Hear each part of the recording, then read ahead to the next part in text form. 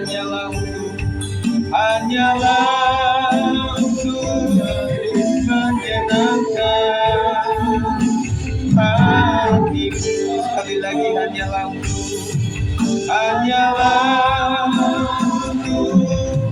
menyenangkan hatimu. Terima kasih ya Tuhan.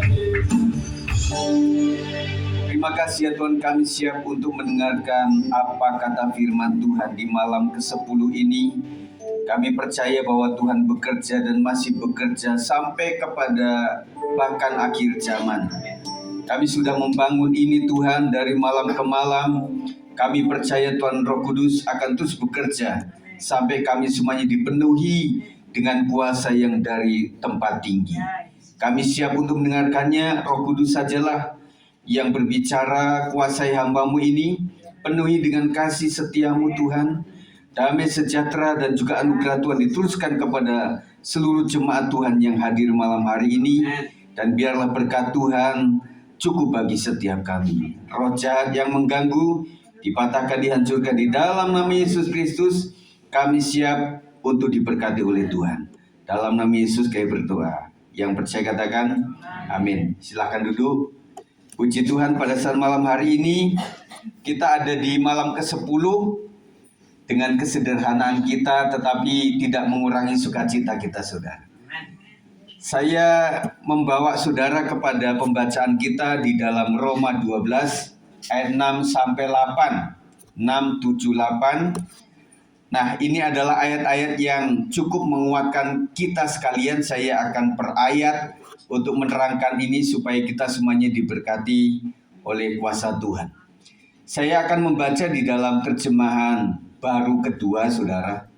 Silakan saudara nanti bisa mengikutinya melalui tayangan ulang. Roma 12 ayat 6 sampai 8. Demikianlah kita mempunyai karunia yang berlain-lainan menurut anugerah yang diberikan kepada kita. Jika karunia itu adalah untuk bernubuat, baiklah kita melakukannya sesuai dengan iman kita. Jika karunia untuk melayani, baiklah kita melayani. Jika karunia untuk mengajar, baiklah kita mengajar. Jika karunia untuk menasihati, baiklah kita menasihati. Siapa yang membagi-bagikan sesuatu, hendaklah ia melakukannya dengan hati yang ikhlas. Siapa yang memberi pimpinan, hendaklah ia melakukannya dengan rajin. Siapa yang menunjukkan belas kasihan, hendaklah ia melakukannya dengan sukacita. Kita dalam tema mengobarkan karunia rohani. Saudara, karunia dibutuhkan untuk melayani pekerjaan Tuhan, tetapi untuk masuk surga, kita membutuhkan karakter yang baik. Antara karunia dan karakter harus seimbang, saudara. Kita tidak cuma mencari karunia untuk melayani, tetapi karakter kita juga menunjukkan itu semuanya. Satu persatu saya akan membahasnya. Di dalam bahasa Indonesia yang lebih mudah untuk kita baca, saudara, dikatakan kita masing-masing mempunyai karunia-karunia pelayanan yang berlainan. Karunia-karunia itu diberikan oleh Allah kepada kita menurut rahmatnya atau anugerahnya. Kita menyadari bahwa karunia adalah anugerah Tuhan. Amin. Tetapi anugerah pun kita harus memintanya, saudara. Makanya setiap malam melalui Zoom, apapun keadaan rumah tangga saudara, saya berharap saudara dengan sungguh-sungguh, Tuhan karuniakan Roh Kudus buat kehidupan keluarga saya. Menjelang tahun ini adalah tahun kenaikan dan tahun kelulusan. Tentunya para orang tua sedang mencari hikmat, pewahyuan, sampai mendapatkan sekolah yang terbaik. Kami juga mengalami yang sama. Kita doa sama-sama dan kita sudah mendoakannya sama-sama, saudara. Saya percaya karunia hikmat daripada Tuhan akan menyertai setiap kita. Dan ingat saudara bahwa hanya rahmat Tuhan saja yang memberikan karunia itu, saudara. Tetapi kalau orang namanya dianugerahi, tentunya Tuhan akan selesaikan itu sampai selesainya. Amin. Saudara merasa memiliki karunia apa hari-hari ini, saudara, untuk melayani pekerjaan Tuhan? Saya percaya kalau saudara wawancara, kemudian kita lihat bahwa pekerjaan Tuhan itu ini 1, 2, 3 dan sebagainya, saudara akan berpikir, nah bagian itu Pak Pendeta, kayaknya bagian saya itu.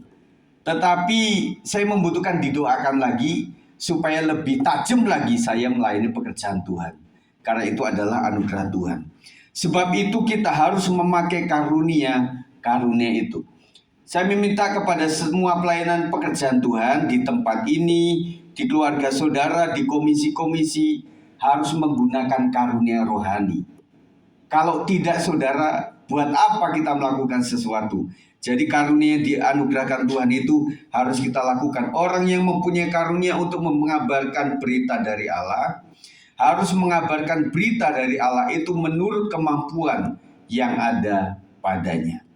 Saudara, jadi ada sebuah karunia yang Tuhan wahyukan kepada setiap kita, dan kita harus melakukannya dengan iman, sesuai dengan kemampuan yang kita miliki, sesuai dengan iman yang kita miliki, maka kita serahkan itu kepada tangan kuasa Tuhan.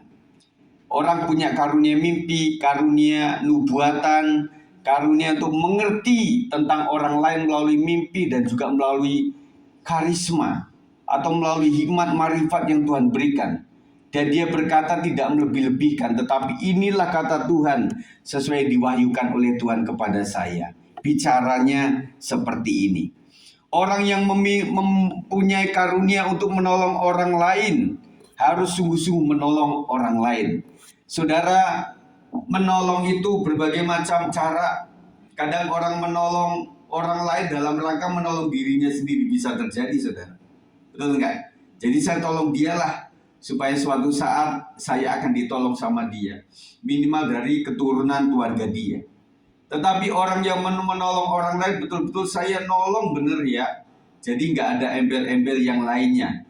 Inilah yang kita harus lakukan kepada sesama kita sejemaat, bahwa saya diberikan kemampuan untuk menolong dan saya harus melakukannya sebagai nilai pertolongan yang tidak ada manfaat yang lainnya selain daripada hanya menolong saja kepada orang lain.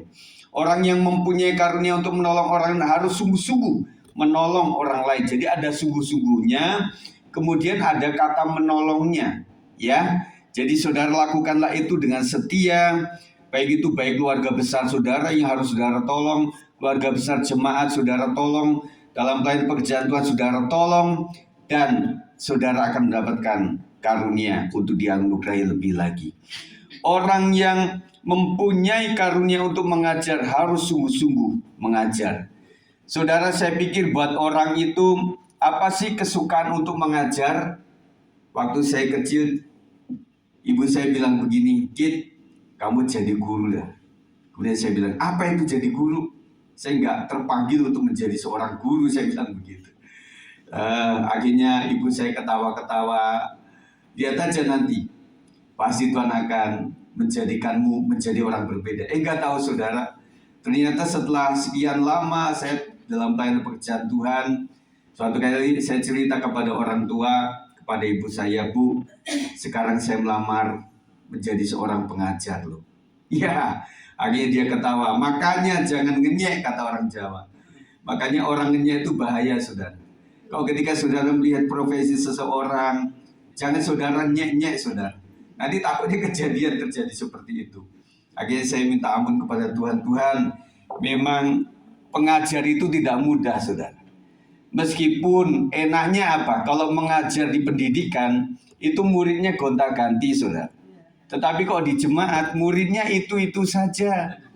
Dari awal sampai akhir, bahkan kita juga waktu dia lahir kita doakan dia, sampai dia mau sekolah kita doakan dia, mau ke universitas kita doakan dia, mau bekerja kita doakan, waktu mau dia menikah kita bimbing dia, kemudian kita doakan waktu menikah, setelah dia membangun usaha kita doakan, sampai kepada ketika dia agak letih lesu kita doakan dia. Nah, ada beberapa orang yang sampai meninggalnya pun kita juga harus makamkan dia. Itu seorang pendeta, saudara. Jadi pendeta gembala itu lebih dari seorang guru.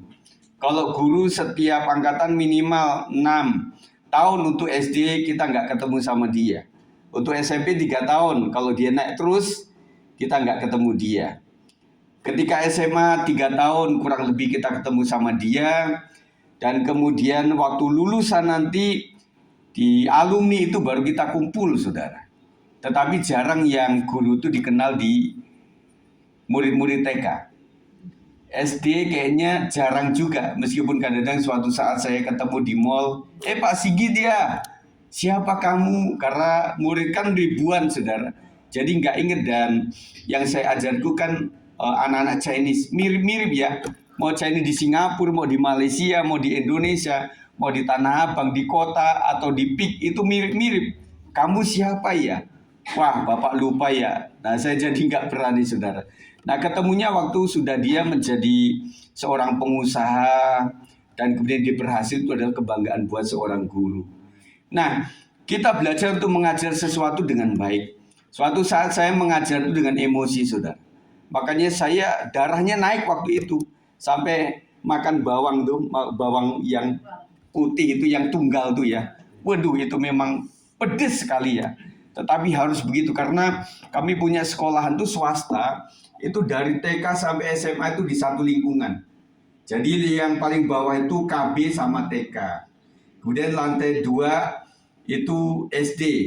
Lantai 3 itu SMP. Lantai 4 itu SMA. Nah, waktu peristiwa itu saya mengajar di SMA. Saya naik, saudara, kayak tangga seperti saya, mesti tuntun begitu. Akhirnya saya minta izin, saya ke ruang BK ya, BA. Ke BK saya supaya tiduran di situ. Satu Pak Sigit, ini sajalah bawang putih yang tunggal Bapak makanlah, kayaknya Bapak terlalu emosional atau apa, jadi membuat pusing 7 keliling, saudara. Padahal waktu itu di Green Garden. Green Garden itu adalah jalan panjang, kalau saudara pernah ingat, sebelum Grogol itu ya. Nah, di situ ada perumahan di situ. Begitu jauhnya sampai ke Depok, saudara. Kemudian akhirnya saya berpikir, kenapa ya? Saya anggap bahwa mengajar TK SD waktu itu ngajar SD ya. Jadi saya berpikir anak sekolah minggu. Jadi saya buat mainan yang begitu dekat sama saya. Teman saya bilang begini, Pak Sigit, kalau jadi guru itu jangan terlalu dekat sama murid banget, tetapi juga jangan terlalu jauh, Pak. Saya terlalu dekat, saudara. Jadi mereka tuh berantakan, jadi mereka polanya, tingkahnya luar biasa. Saya marah dengan marah betul. Sampai getar, saudara. Bapak-bapak, ibu kalau pernah marah nggak yang sungguh-sungguh, itu bisa getar, saudara. Itu naik itu darah tuh. Akhirnya saya bilang gimana ya? Oke, berarti muka saya harus marah. Habis itu hati saya tetap aman. Dia adalah anak-anak.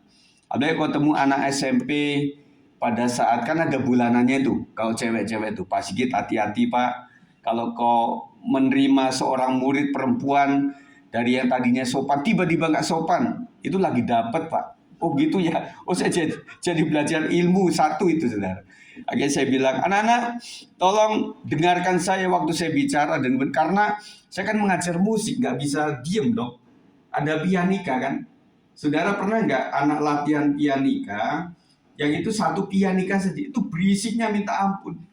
Satu kelas itu bisa 20 anak loh. Itu main bareng ada puyeng kita. Akhirnya sampai bilang, bagaimana caranya ya supaya dia itu sedang saya nilai, tetapi dia lagi latihan, tetapi nggak mengganggu. Sampai saya bilang begini, oke, kamu nggak usah ditiup nak. Jadi si bapak tahulah pencetan jari kamu itu salah atau tidak, saya tahu. Jadi tolong ya, jadi bapak ketuk, nah kamu ikut di situ. Ya, sampai saya buat begitu. Ada lagi yang anak-anak ketinggalan selangnya tuh kan. Nah, orang tuh udah pesan, Pak Sigit, kalau anak saya ketinggalan selang, jangan disuruh pinjam selang orang lain. Karena itu nanti menular begitu. Apalagi orang-orang sana, orang kota itu sangat sensitif, saudara. Aduh, ini copot atau ketinggalan satunya. Anak-anak kan biasa ya, itu pianika sudah ada. Dia pikir selangnya ada, ternyata nggak ada. Ya ada yang saya suruh niup begini, ya udah nggak usah pakai selang. Atau kalau pinjam selang orang lain nggak boleh. Akhirnya, nak bisa bantu nggak teman kamu? Dia yang niup, kamu yang mencet. Sampai gitu sudah. Waduh, di tingkat SMP, SMA udah band, itu udah beda lagi. Kita ada kahon, ada drum duduk begitu ya. Itu berapa minggu jebol. Kemudian ada senar gitar yang putus dan sebagainya. Jadi Itu yang membuat saya emosional jadinya, saudara. Nah, akhirnya tetapi, aduh Tuhan, kalau caranya begini, nanti saya mengajar dengan emosi malah nggak masuk kepada anak-anak. Nah, apalagi saudara, kurikulum yang suka berganti-ganti itu, anak-anak sekolah sudah libur, kami masih ngurusin silabus. Sampai begadang-begadang waktu itu. Sampai sempat saya nginep juga di sekolahan. Ngeri-ngeri sedap, saudara. Sekolahan kadang-kadang kan areanya itu yang berhantu juga. Ya udah kita sama-sama ya, udah. Kalau udah jam 8 malam, udah saya pulang lah, berusaha pulang. Saya nggak kuat nanti kalau misalnya suasana malam dan sebagainya. Jadi bagi orang yang memiliki karunia mengajar harus sungguh-sungguh mengajar. Saudara, kita bentuk. Saudara, kita itu lulusan tahun berapa? Kalau saya tanya Pak Po, lulusan terakhir itu udah puluhan tahun yang lalu. Kita mesti update dan upgrade terus. Dan saya merasa saudara bahwa ketika saya sudah tidak menjadi guru dan kemudian jarang membuka namanya pelajaran, apalagi pelajaran Jason misalnya gitu ya. Saya bingung juga tuh, kok matematikanya udah beda zaman sekarang ini.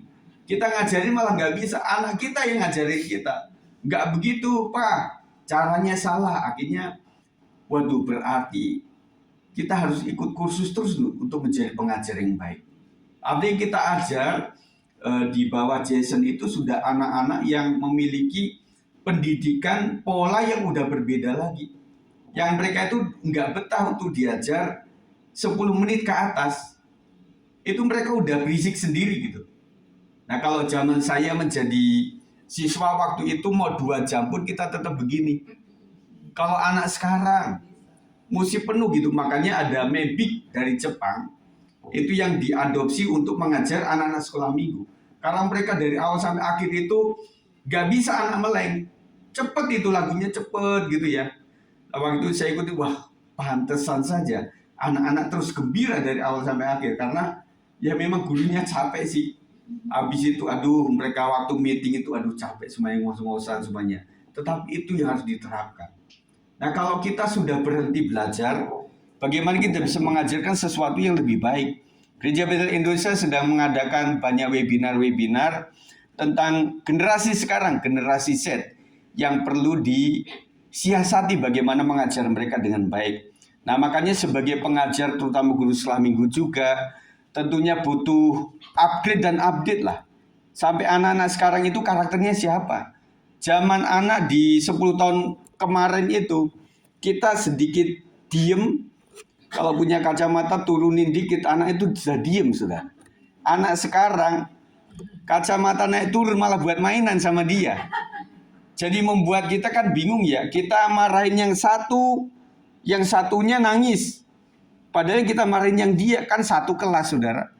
Kan kita nggak bisa juga, saya mau marah sama kamu, tolong ya anak-anak semuanya nyingkir. Saya lagi marahin sama dia, nggak bisa juga. Apalagi peristiwanya ada seseorang yang maaf kata kalau jadi guru nggak boleh yang berkebutuhan khusus mengenai mata. Misalnya maaf kata misalnya juling saudara. Saya marahin dia, mata saya kan ke situ. Dia yang nangis saudara. Saya bilang, benar saya lihat ke dia, lihat ke sana lagi, dia lagi yang nangis. Jadi buat bingung gitu loh. Masa setiap lihat dia mesti lihatnya ke situ. Jadi nggak matanya kemana. Jadi itulah yang saya rasa dalam mengajar ini mudah-mudah susah, saudara. Apalagi murid saya itu adalah murid modern. Apalagi kalau sudah sampai kepada silabus tentang lagu daerah nasional misalnya. Waduh, suatu saat saya mengajarkan itu, mesti pengajarnya mesti tuntas, saudara. Kan kita punya silabus. Dan kita selalu didatangi oleh kepala sekolah, namanya supervisi, saudara. Puji Tuhan waktu itu supervisi di jadwal.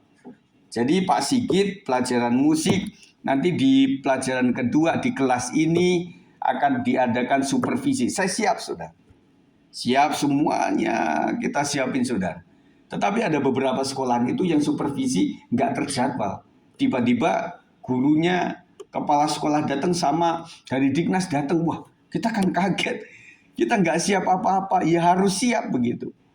Nah saudara, jadi kita itu memang membutuhkan satu update terus. Para orang tua juga saya berharap carilah ilmu semasih-masih ada.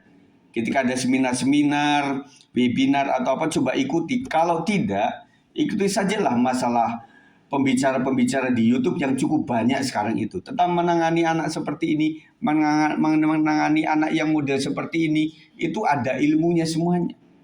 Nah, kita harus belajar untuk mengupgrade diri. Orang yang mempunyai karunia untuk memberi semangat kepada orang lain, harus sungguh-sungguh memberi semangat kepada orang lain. Ada sebuah karunia untuk memberikan semangat kepada orang lain.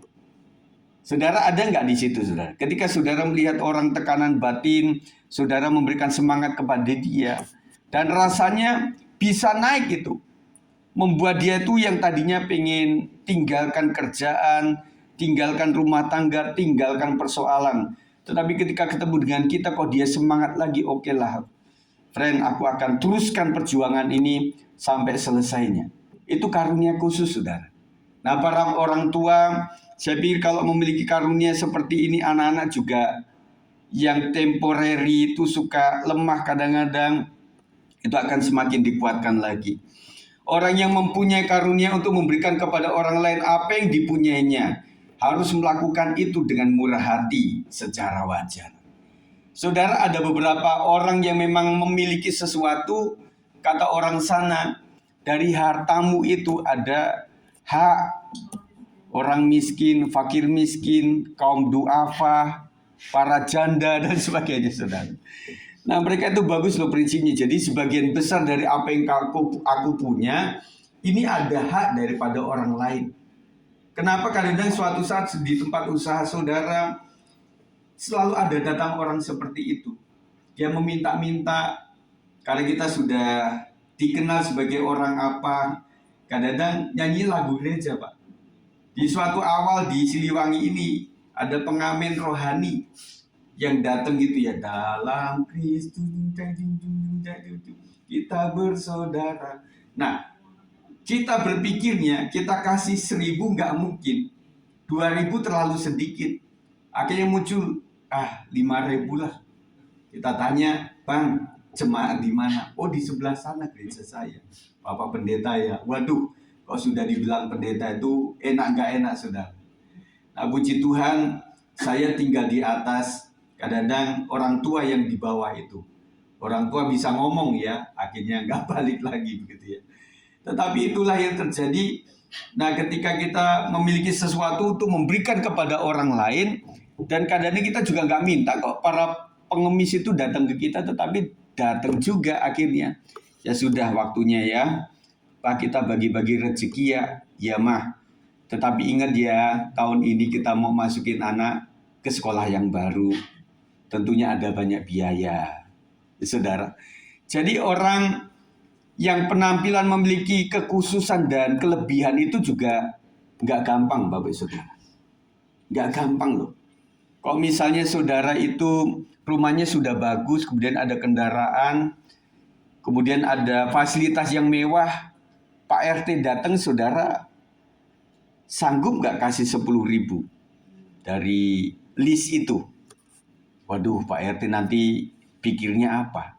Padahal kita tahu bahwa kalau orang memiliki rumah yang bagus, PBB-nya tinggi, kemudian dia punya listriknya juga tinggi juga, kemudian dengan mobil yang agak mewah ini, nanti BPKB-nya udah tinggi juga. Beruntung kalau dia cash, kalau dia masih nyicil, itu tinggi lagi. Kemudian anak-anaknya mesti sekolah di tempat yang tentunya yang bagus. Kita kan lagi pikir bahwa saudara, anaknya sih mau saja. Nah, kau mau lanjut di mana? Terserah sajalah. Yang penting saya sekolah begitu ya. Kita kasih di tempat yang agak masuk gang-gang itu. Kemarin terdengar kabar ada bulian, katanya mau dijemput sama kakaknya. Dia bilang, yuk mau ikut kami nggak untuk ngopi dulu gitu ya. Akhirnya dibawa ke Bulak, akhirnya dia memang dipersekusi di situ, dan itu jadi masalah juga. Aduh, bagaimana Bapak Saudara? Ketika anak kita lepas, nanti jatuhnya ke situ. Itu murah, sekolahnya murah. Tetapi moralnya kita lagi atur juga. Wah, anakku pengennya, temen-temennya ini lulusannya pengen ke sebelah sana ini, yang grade-nya A, B, dan sebagainya. Cuma saya pengen saya kayak dia itu ke sana. Kalau swasta, oke. Tetapi kalau negeri, itu bukan kita yang mau, saudara. Bukan kita yang mau, tetapi sistem yang membuat kita tertolak atau tidak. Nah, waktu kita sudah di tengah, oh puji Tuhan nak, kamu masuk nak. Ya, akhirnya mamanya udah ngantuk-ngantuk. Begadang jam 4 pagi. Dia lihat, oh udah gak ada lagi anaknya. Kalau udah kegeser sama yang lain. Dan sebentar lagi akan banyak demo-demo tuh di sekolahan. Sonasi, saya masuk, kenapa nggak masuk? Akhirnya yang prestasi juga, anak saya kan pinter. Tetapi tergeser sama yang lain. Karena mungkin 40% doang. Dan akhirnya orang berpikir, dinas itu nggak supaya negeri itu ada tertampung semuanya. Dari yang paling bodoh sampai paling pinter ada di negeri. Itu tujuan mereka, saudara. Nah, akhirnya di mana-mana kita nggak bisa masuk. Ada beberapa teman saya yang zonanya itu semuanya jauh. Ya, waktu SD SMP masih dekat, tapi setelah SMA itu sana jauh ke sana jauh. Dan ada aturan dari pemerintah. Bisa orang pakai menggunakan KTP, tetapi KTP itu KTP neneknya atau siapa minimal harus setahun pindahnya. Dan sampai baru 2 hari pindah, udah masuk zonasi situ. Temennya yang zonanya dekat nanti marah-marah di situ. Akhirnya jatuh-jatuhnya harus ke swasta. Akhirnya swasta kan tahu saja, saudara. Jadi setiap orang tua itu memiliki uang pembangunan yang beda-beda. Gitu kira-kira kan. Jadi ketika ibu datang dengan lemah lunglai, oh ini bisa Bu 5 juta saja untuk uang pembangunan. Tetapi ketika orang sudah gantungan kunci mobilnya diletakkan di meja, wah ini mesti 10 juta Bu. Ya, akhirnya ada yang 15 juta, 20 juta, akhirnya kita bingung juga. Dan sekarang mulai ada tawaran-tawaran, bisa nggak ikut saya supaya nanti masuk di jalur yang lain. Kata orang jalur penjara, wah kawan juga. Nanti masuk-masuk tapi anaknya bisa bermasalah begitu ya. Nah itu yang kita sedang pikirkan. Dan kemudian yang terbaik tentunya ada rupa, ada mutu juga. Akhirnya kita sudah mendoakan kemarin supaya anak-anak kita diberikan yang terbaik lah untuk mereka itu. Orang yang mempunyai karunia untuk memberikan kepada orang lain apa yang dipunyainya harus melakukannya dengan murah hati secara wajar. Murah hati secara wajar artinya udah saya sungguh-sungguh lah. Saya adanya cuma ini Bu ya. Saya cuma ada beras 2 kilo. Terus terang saya bilang ini juga beras anugerah. Karena saya masuk kepada sebuah RT RW tertentu yang mendapatkan beras dari pemerintah. Jadi maaf, nanti kalau agak-agak kurang baik dari biasanya, maafkan saya. Terus terang ini adalah jatah dari pemerintah. Kita apa adanya sudah. Jangan berasnya yang jelek kita bilang, oh ini mutunya bagus ini. Beras Cianjur, pulen. Setelah dimasak, kok kemudian ada kutunya, ada yang keras dan sebagainya. Kita bisa dimaki-maki, saudara. Jadi apa adanya, kita serahkan kepada orang. 2 lagi, orang yang mempunyai karunia untuk memimpin harus sungguh-sungguh memimpin. Jadi saudara, untuk mencari pemimpin memang nggak mudah. WL di sini adalah seorang pemimpin. Pemain musik juga seorang pemimpin. Guru sekolah minggu juga seorang pemimpin. Ketua wilayah juga seorang pemimpin. Jadi bagaimana dia bisa memimpin orang lain kepada saran dia. Karena yang disebut di definisi dari pemimpinan adalah bagaimana cara mempengaruhi orang lain. Ya saudara, jangan sampai saudara pengen memimpin orang lain, tetapi akhirnya saudara duduk dengan tenang, mengikuti arahan daripada warga sekitar. Ya, jadi seorang pemimpin betul-betul harus melakukannya dengan penuh yang disebut saya sedang memimpin. Jadi pemimpin itu adalah panutan. Ada pemimpin 10, ada pemimpin 100, ada pemimpin 200, ada pemimpin 1000. Saya pemimpin di mana? Minimal saudara adalah pemimpin keluarga. Setuju? Para pria-pria, engkau adalah calon pemimpin keluarga. Jadikan dirimu, saya harus kuat. Supaya saya juga nantinya mencari istri yang betul-betul bisa menjadi penolong. Ya, bukan penodong. tetapi penolong yang betul-betul membantu saya untuk memimpin dengan baik. Tentunya seorang pria di balik kekuatannya yang luar biasa, tetapi ada beberapa yang menjadi kelemahan. Ya, bapak-bapak ngaku kan, kalau ada istri selama ini ya sudah kayaknya ada nggak sama saja.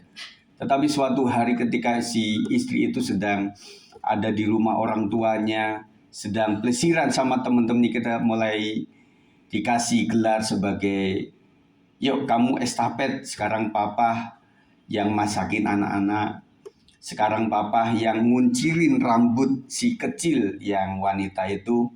Nah disitulah mulai bapak-bapak, aduh ternyata memang gak mudah. Nah membutuhkan seorang yang luar biasa yang disebut seorang istri.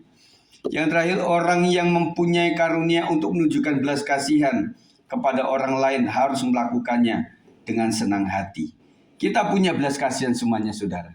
Tetapi adakah orang-orang khusus, mari para pemain musik, yang memberikan belas kasihan itu dengan tulus hati? Inilah yang aku bisa bantu untuk kamu ya nak. Jadi om gak bisa lakukan banyak hal, hanya 1-2 perkara saja yang saya bisa bantu. Dengan tulus hati saya kasih ini untuk menunjang pendidikan kamu, untuk menunjang kecerdasan kamu, dan juga untuk menunjang kesetiaan kamu untuk bisa beribadah dan melayani pekerjaan Tuhan. Setulus-tulus itulah saudara, kita lakukan sesuatu untuk melayani pekerjaan Tuhan. Ini adalah pekerjaan Tuhan. Kita sedang arenanya mengobarkan karunia yang saudara miliki, itu adalah dari Tuhan. Apa yang berasal dari Tuhan kita kembalikan kepada Tuhan saja. Puji Tuhan saudara sekalian, kita akan datang kepada Tuhan malam hari ini. Saya percaya bahwa dengan ketulusan hati, dengan semangat yang terus menerus kita sudah bangun selama ini, pasti Tuhan akan menolong kita. Katakan, Roh Kudus, Kau hadir di sini. Roh Kudus, Kau hadir di sini. Roh Kudus, mengasihimu, Kau lembut, Kau mati, Kaulah penghiburku, penolongku, diutus Bapa-Ku. Katakan, Roh Kudus, Roh Kudus, Kau hadir di sini. Roh Kudus, Roh Kudus, Ku mengasihimu, Kau lembut, Kau lembut, Kau mati, Kaulah penghiburku, penolongku, diutus Bapa-Ku. Ku buka hati untuk Kamu Tuhan. Ku buka hati menyembah-Mu Yesus. Jamahlah kami, jamahlah kami, penuhi kami dengan kuasa Allah. Mari kita bangkit berdiri. Ku buka hati untuk Kamu Tuhan. Ku buka hati menyembah-Mu Yesus. Jamahlah kami, jamahlah kami, penuhi kami dengan kuasa Allah. Jamahlah kami Tuhan, jamahlah kami, penuhi kami dengan kuasa Allah. Mari kita sembah Tuhan, haleluya. Kami membutuhkan jamaah Tuhan, kami membutuhkan Roh Kudus mengalir atas setiap kami. Yesus, penuhi kami, penuhi dan urapi setiap kami Tuhan. Haleluya, haleluya. Penuhi kami ya Tuhan, lama-lama Tuhan, Tuhan Allah yang melindungi setiap kami sampai hari ini. Allah yang menganugerahkan berkat-berkat atas setiap kami ya Tuhan. Terima kasih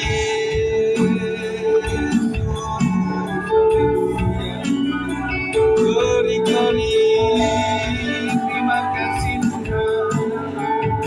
Katakan penuhiku, penuhiku, penuhiku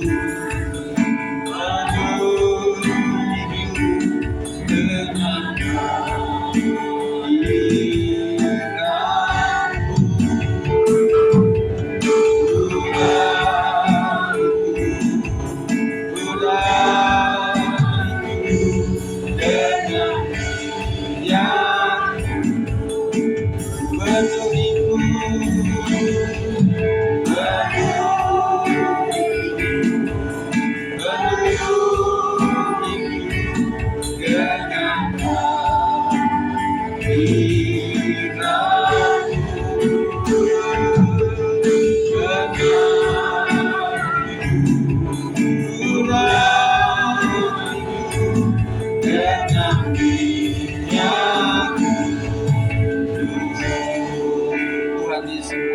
setiap kami sebagai orang-orang laki-laki dalam rumah tangga, kami sebagai pemimpin yang kami membutuhkan kekuasaan Tuhan untuk menguasai hidup kami, supaya apa yang menjadi pertimbangan dan keputusan kami untuk keluarga semuanya datang oleh karena hikmat daripada Roh Kudus Tuhan. Para ibu-ibu Tuhan sebagai penolong dalam keluarga, urapi mereka supaya dengan lidah mulut mereka bisa memimpin keluarga dengan baik Tuhan. Yang dilakukan untuk laki-laki kami Tuhan di dalam keluarga, jadikan mereka menjadi seorang laki-laki yang tangguh untuk siap menjadi penerus bagi pemimpin keluarga. Kapanpun mereka harus menikah nantinya, diberikan seorang penolong yang baik. Dan yang dilakukan pula untuk para wanita di dalam keluarga kami sebagai seorang anak, jadikan mereka memiliki hikmat hati yang takut akan Tuhan, supaya sungguh-sungguh melalui kedalaman hati mereka bisa mencetuskan sesuatu yang berkenan dan memuliakan Tuhan. Hari-hari ini Tuhan, kami membutuhkan hikmat daripada Roh Tuhan untuk memilihkan yang terbaik untuk anak-anak kami, untuk melanjutkan sekolah mereka di dalam nama Yesus Kristus. Kiranya pengurapan yang daripada Tuhan mengalir atas setiap orang tua. Apapun yang kami butuhkan untuk pembiayaan Tuhan, Engkau tahu, dan kami hanya berserah diri kepada Tuhan. Kami percaya Tuhan, dengan anak-anak yang rajin tentunya akan membantu orang tua untuk membuat mereka masa depannya diberkati Tuhan. Takut akan Tuhan, pendidikan mereka sukses, pekerjaan mereka baik, dan masa depan mereka akan diberkati oleh Tuhan. Terima kasih, kami ucap syukur Tuhan untuk selama beberapa malam kami sudah membangun dengan doa-doa yang sungguh kepada Tuhan, dan kami tidak sia-sia melakukannya. Dan akhirnya malam hari adalah kami sedang ada dalam penutupan malam Pentakosta. Kiranya Roh Kudus mengalir atas setiap hati, membuat kami senantiasa berkobar-kobar untuk melayani pekerjaan Tuhan dan lebih lagi Tuhan. Jadikan kami hidup yang diberkati oleh Tuhan untuk menjadi berkat bagi orang lain. Terima kasih ya Tuhan, dan sebentar kami akan memberikan yang terbaik yang kami punya. Kiranya berkat Tuhan membuat kami bisa mengalami berkat, dan kami kembali untuk memberkati banyak orang. Dalam nama Yesus kami berdoa dan mengucap syukur. Yang percaya katakan amin.